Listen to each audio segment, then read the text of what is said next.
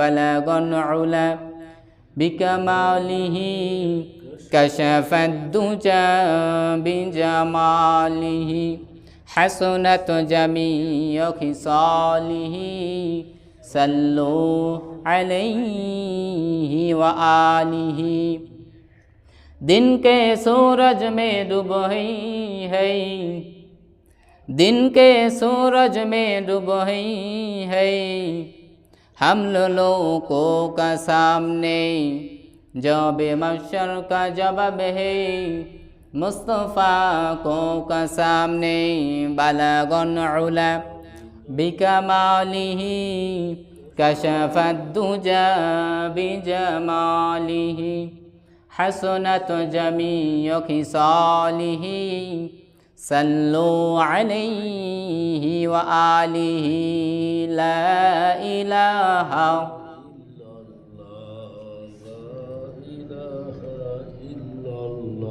जोरे ला इलाहा इल्लल्लाह ला इलाहा সেজদা করিব না গায়রুল্লাহর সেজদা করিব ইল্লাল্লাহর লা ইলাহা ইল্লাল্লাহ লা ইলাহা ইল্লাল্লাহু মুহাম্মাদুর রাসূলুল্লাহ সাল্লাল্লাহু আলাইহি ওয়াসাল্লাম। আলহামদুলিল্লাহ, সমস্ত প্রশংসা সেই মহান আল্লাহ পাক রব্বুল আলামিনের দরবারে, যে মহান আল্লাহ পাক রব্বুল আলামিন আমাদেরকে জুমার নামাজের পরে এবং আগে মসজিদে আসার মতো, বসার মতো, কিছু আলোচনা করার মতো তৌফিক দান করলেন। সেই মহান আল্লাহ পাক রব্বুল আলামিনের দরবারে মুসলমান হিসেবে ইমানের আওয়াজকে উঁচু করে এক আওয়াজে সবাই নিয়ামতের শুকরিয়া আদায় করি আলহামদুলিল্লাহ। সমস্ত দরুদ ও সালাম অবতীর্ণ হোক সাইয়্যিদুল মুরসালিন খাতামান নবিয়্যিন রাহমাতুল লিল আলামিন সাইয়্যিদুল সাকালাইন ইমামুল মুরসালিন বিশ্ব মানবতার অগ্রদূত নবী হযরত মুহাম্মদুর রাসূল সাল্লাল্লাহু আলাইহি ওয়াসাল্লামের উপর। সম্মানিত হাজিরিন, কোরআনের 107 নম্বর সূরা সূরাতুল মাউন,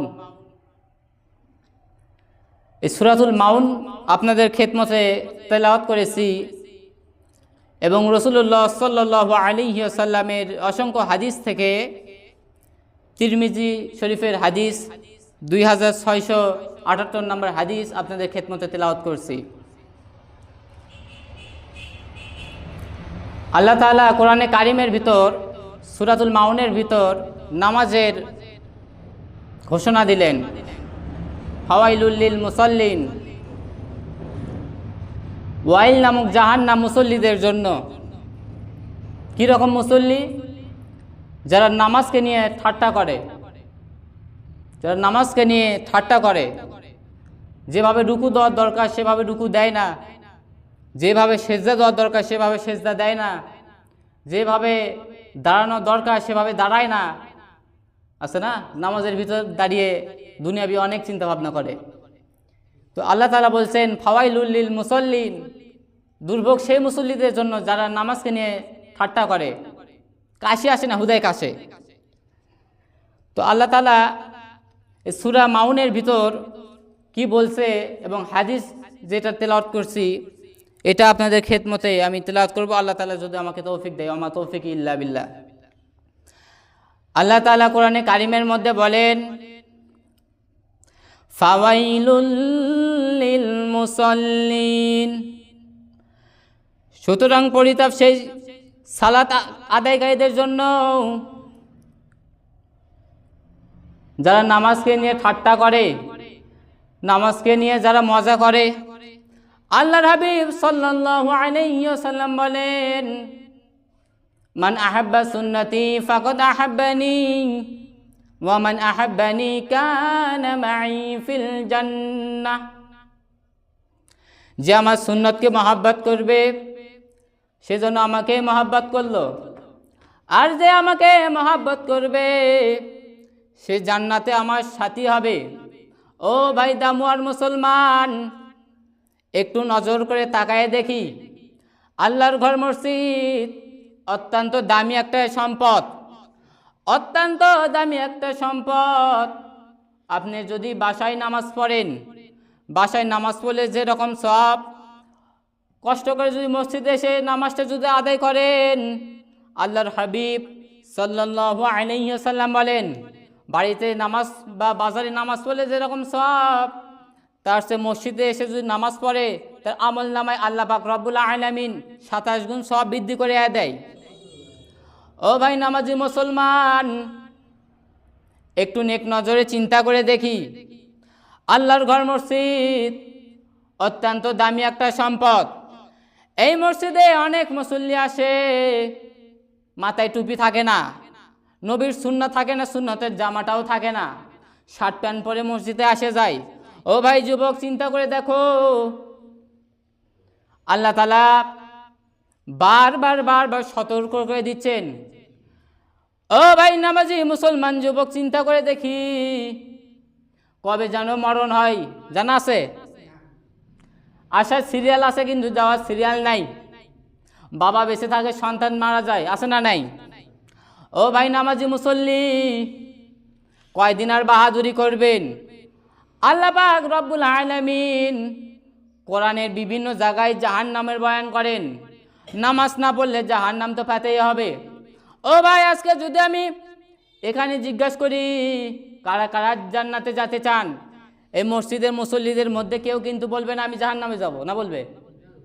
সবাই বলবে জান্নাতে যাব। কিন্তু জান্নাতের রাস্তা কি? জান্নাত আমি কেমন করে পাইব?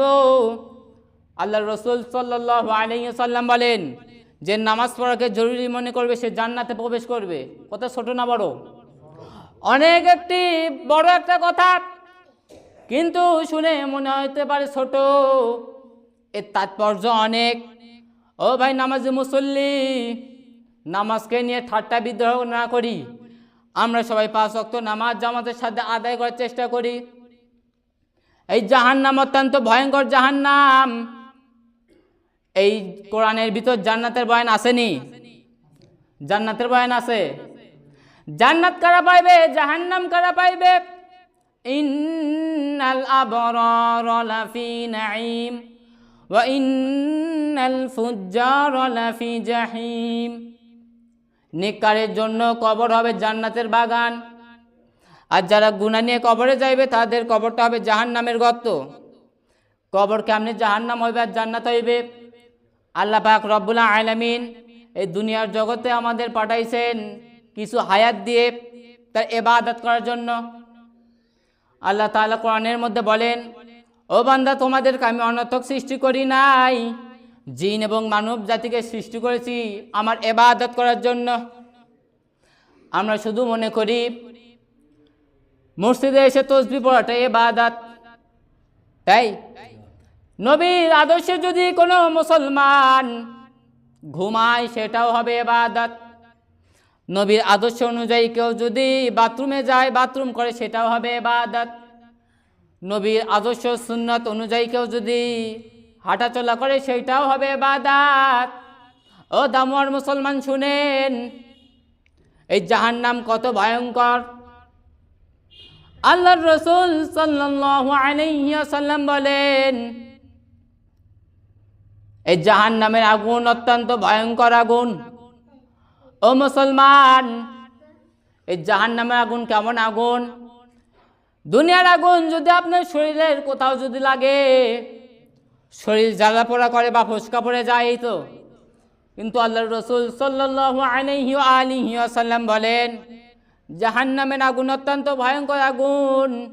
যে আগুন শরীরের কোথাও যদি লাগে কলিজা পর্যন্ত ঝাঁঝরা হয়ে যাবে, ভুনা হয়ে যাবে। অত্যন্ত ভয়ঙ্করপূর্ণ একটা জাহান্নাম। এই জাহান্নামের আগুন অত্যন্ত ভয়ঙ্কর। ও দামর মুসলমান, নবীর উম্মতের দল, আমল ছাড়া আমাদের কোনো গতি নাই কবরের জগতে। নবীজির মেয়ে ফাতেমা রাদিয়াল্লাহু আনহা যখন ইন্তেকাল করেন, এই ঘটনা আপনাদের সবারই জানা আছে। জান্নাতুল বাকির মধ্যে একটা সবুজ একটা দাগ বা সীমানা দিছে যে ওই জায়গায় তার কবর হবে। তো হযরত আলীর বন্ধু ওই জান্নাতুল বাকির মধ্যে যে কবরটা খনন করতেছে আর বলতেছে, এই কবর সাবধান হয়ে যাও, তোমার মধ্যে এমন একজনকে রাখা হবে তার সঙ্গে কোনোদিন বেয়াদবি করবা না। আলীর স্ত্রী, নবীর মেয়ে, তুমি তাকে সম্মান করবা। আল্লাহ তাআলা তার কবরের জবাবকে আওয়াজ খুলে দিয়ে বলে, এই শুনো শুনো শুনো, তুমি দুনিয়ার মানুষকে জানিয়ে দাও, আমি কবরের ভিতর যদি কাউকে আসতে হয়, ঈমান আর আমল ছাড়া কেউ যদি আসে, কবর তার জন্য কি রকম ব্যবহার করবে শুনে নাও। কবরে এমনভাবে মাটি চাপ দিতে থাকবে, এক পাশের হাড় আরেক পাশের হাড়ের সঙ্গে মিলে যাবে। 70 থেকে 99টি সাপ তার কবরের মধ্যে আসবে। এমন একটা ভয়ঙ্কর কবর। আর কারণ কোনো নেককারের জন্য যদি কবরটা হয়ে যায়, কবরে রাখার পর 3টা প্রশ্ন করা হবে, জানা আছে তো? রবের পরিচয় দাও, দিনের পরিচয় দাও, রাহমাতুল লিল আলামিনের পরিচয় দাও। এই 3টা প্রশ্ন যারা পারে যাবে, আল্লাহ তাআলা বলবেন, এ ফেরেশতা, আমার এই বান্দাকে আর কষ্ট দিও না, আমার বান্দাকে আর কষ্ট দিও না, তার কবরে তুমি জান্নাতের বিছানা বিছায়া দাও। আর এই 3টা প্রশ্ন যারা দিতে পারবে না, গুনাহগার উম্মত, আল্লাহ তাআলা বলবেন, এই নাফরমানকে আমি দুনিয়ার জগতে অনেক লালন পালন করছি। মার গর্ভে যখন আসে আমি তাকে অনেক লালন পালন করছি, অনেক নিয়ামত দান করছি।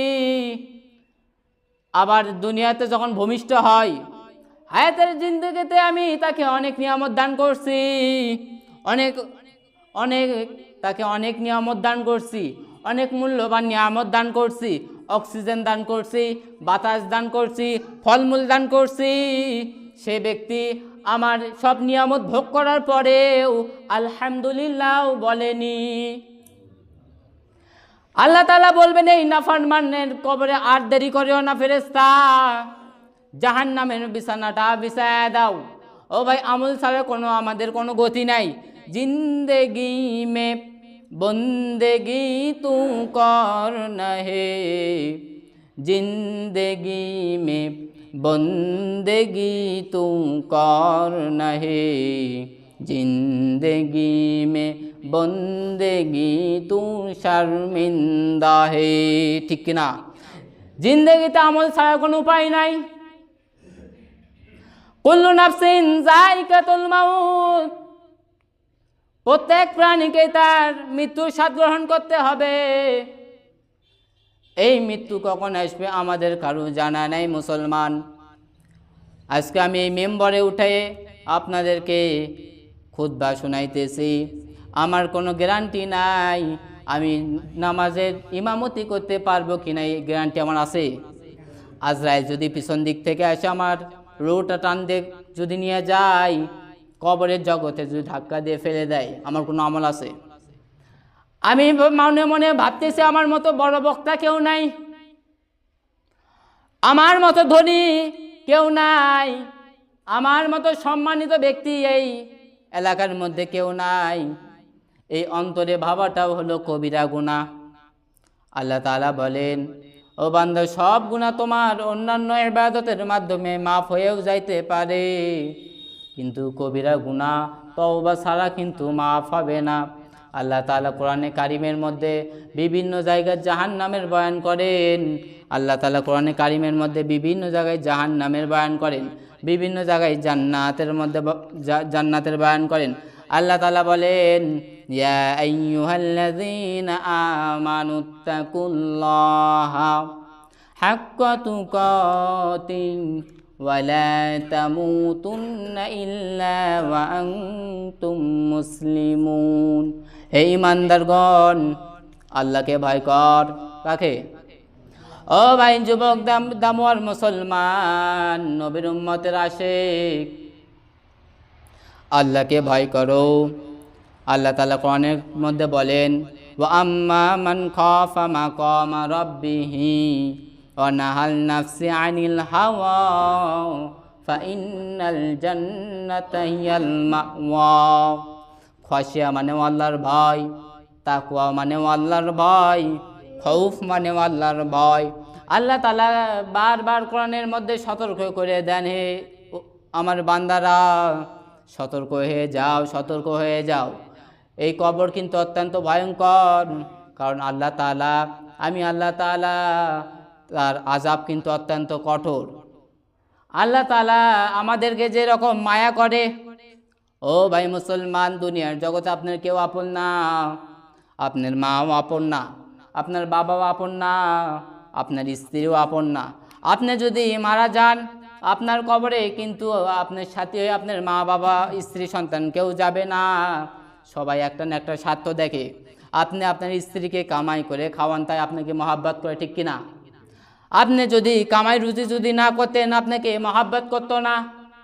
আল্লাহ তাআলা বলেন, হে বান্দা, তুই অনেক গুনাহ করছিস, অনেক গুনাহ করিস, দুনিয়ার হায়াত তোকে আমি দিছিলাম অনেক একটা লম্বা সময়, এর মধ্যে তুই গুনাহ করে করে কাটাইলি। আল্লাহ তাআলা বলেন, শেষ রাত্রিতে আমি তোকে ডাকি, তওবা কর, মাফ করে দিব। উদউনি আস্তাজিব লাকুম। বান্দা, তুই চোখের পানি করে চোখের পানি ফেলে ফেলে তওবা করার মাপ চা, আল্লাহ যা করছি মাফ করে দাও। আল্লাহ তাআলা বলেন, হে নবী, আপনার উম্মতকে জানায় দেন, কোনো ব্যক্তি যদি, কোনো আপনার উম্মত যদি আল্লাহকে চোখের পানি যদি ছাড়িয়ে দেয়, চোখের পানিটা গালের নিচে আসার আগেই জিন্দেগির সব গুনাহ মাফ, জিন্দেগির সমস্ত গুনাহ আল্লাহ তাআলা মাফ করে দেবেন।